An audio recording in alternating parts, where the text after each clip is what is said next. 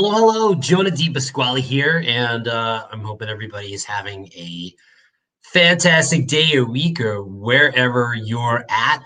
The nature of this video is to help you choose the right snowboard setup. I know many of you out there are saying to yourselves, hey, I'm a snowboarder, or I'm thinking about getting into snowboarding. Well, good news, this is the season for you. So let's talk about boards.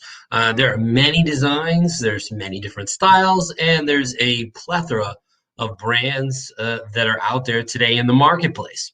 And with so many choices, what do you do?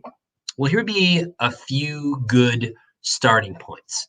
I would say without question, if you're thinking about getting into snowboarding, I would try renting. Renting is a great way at any of your local resorts or your small shops. They may have a product that is available for daily, weekly, weekend rental. Certainly will give you a good idea as to whether or not that is something for you.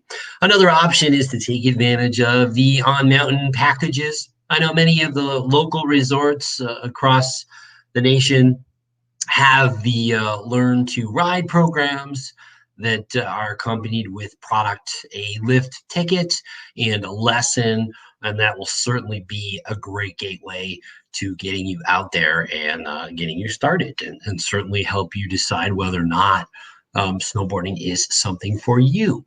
In regards to some other options, there certainly are seasonal rentals.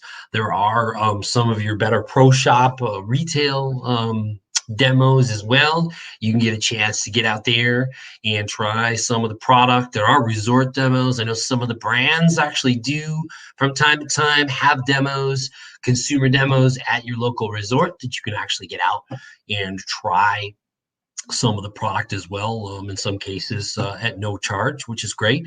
And that definitely gives you an idea whether or not, some of the newer shapes or designs are definitely something that you'd be into. Now, obviously, if you're more of a proficient snowboarder, the consumer demos are a little bit easier. But most naturally, if you are a beginner, that's not much help. So in that respect, definitely some things to think about.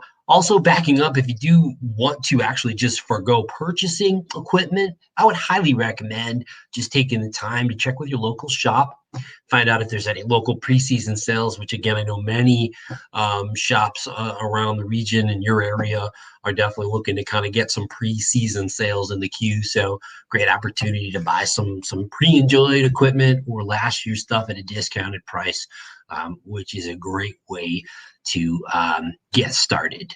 Now, moving into board selection, there are many different styles of boards. We have park boards, free ride boards, backcountry boards, split boards. I mean, there's just so many different styles and designs, and some of them may be for you, some of them may probably not be for you, but it's a great way to try and see what is out there in terms of what interests you. Now, if you're going to purchase a board, I would definitely recommend trying to buy something that is more in line with what you'll generally be doing a majority of the time.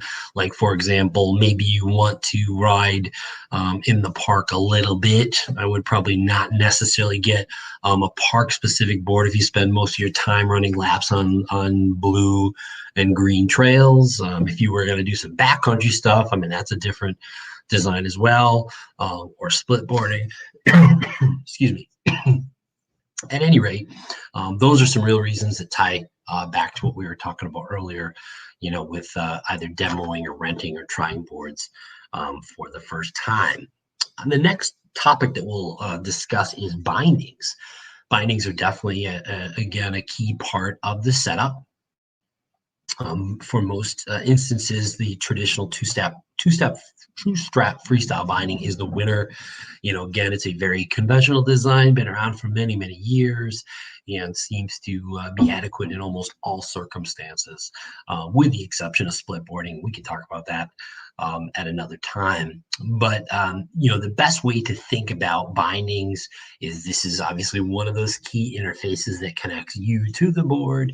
So again, the idea of kind of having an inexpensive binding isn't necessarily a bad idea. Of course, if you're on a budget, that's understandable. But like anything, the best way to think about this is probably features, good, better, best. Again, is it a question of safety? Not necessarily. I think it just gets down to how well secure and the amount of adjustability that you're going to get for what you pay for.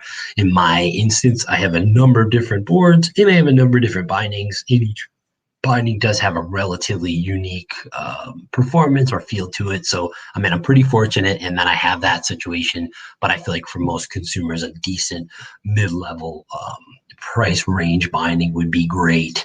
And in regards to buying bindings, as far as compatibility with boards, in most situations, most boards are compatible with most manufacturers of bindings. Not everyone. There's some weird quirks for some specific brands that are out there. I won't necessarily get into that. But again, if you're purchasing them from a specialty retailer store, I mean, they can kind of get a little deeper into that and help you better understand some of those differences. So those are definitely some things to think about. And the great news, again, if you do spend a little bit more money on a binding and you do want to move on to get another board, you certainly can keep that binding in most cases and move that on to a newer board if you'd like. So there's an added bonus. Lastly, one of the things I'll talk about is boots. Now, boots probably should have been the first thing I talked about, but again, we are talking about probably like a snowboard setup, board boots bindings. And in regards to boots, I would say that if there's any place that you really want to kind of not cut corners and spend the extra dollars, I would absolutely recommend boots. The boots are going to be the biggest factor in your comfort, the performance, the warmth, and your overall enjoyment of your day out on the slope. So with that said, you can do a number of different things. You can rent boots. There's a seasonal lease of boots. Of course, you can buy boots. I mean, typically speaking, I mean, does everybody need to run out and buy that full tilt, super top shelf boot? Not necessarily. I would recommend probably getting a mid-price range boot, not necessarily like a super low-end boot. I mean, again, if that's what your budget is all about, that's great. Get a boot, get out there and ride. You get a little bit more into it, have a few extra dollars set aside, then upgrade. Case in point, though, if you do get a mid-level boot, most of the brands that are out there have a very good quality boot for a decent price. And some of the key features, without question, are going to be comfort, support, and warmth. You know, a lot of times that's actually one of the major concerns people have. Are these boots going to keep my feet warm? Truth be known that if you are a beginner or if you're even out snowboarding in general, it's a pretty active sport, so your feet usually will stay pretty warm. And lastly, in regards to specifics with a snowboard boot, you're going to want to wear like a snowboard or an athletic specific sock rather. That does make a huge difference in terms of comfort, fit, performance, and most importantly, warmth. So those are definitely some of the key things in today's video. We talked about boards, we talked about bindings, and we talked about boots. I hope that this video has been informative and helpful. If you do like the content, please feel free to subscribe. Also, if there is anything that I can help you with or you do have any questions, feel free to drop them in the messages below. In the meantime, be well, be safe, and hopefully we'll see you on the slopes soon. Thank you so much.